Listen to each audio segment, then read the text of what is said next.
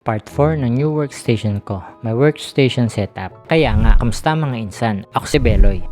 In my last video, bumili ako ng new PC sa JCPM. And for today's video, ito nga pala ang package na kinuha ko. Na-swak para sa aking video editing and content creation. Ang brand new Ryzen 5 mid package.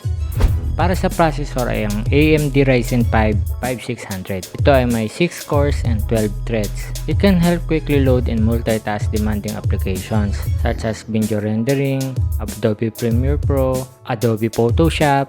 Para naman sa motherboard ay ang MSI B450M Pro. Meron din 16GB RAM, 3200 MHz T-Create, Team Group 512GB SSD, GP550 watts PSU True Rated 80+ bronze, in-play tempered glass CPU case, 4 pieces RGB fan, GTX 1650 4GB para sa graphics card, and 22-inch IPS monitor 75Hz frameless. Para naman sa previous, meron akong AVR 300 Mbps USB Wi-Fi adapter, Windows 10 Pro 64-bit, Microsoft Office, and requested games. Tara, samahan niyo ako mga insan. Siyempre, walisan muna natin ang paglalagyan. Kaya nga, para naman malinis. Una ko inilagay siyempre ay ang AVR or Automatic Voltage Regulator. Hindi masisira ang mga devices nyo sa biglaang pagbabago ng lakas ng kuryente.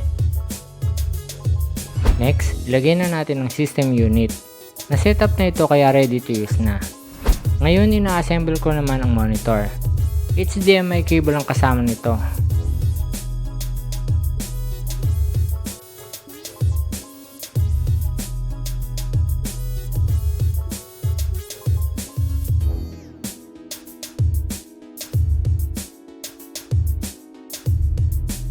Inilagay ko na din ang aking keyboard at ang aking Bluetooth mouse.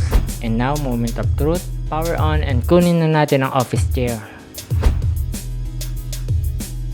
This will be my new start since wala na akong work.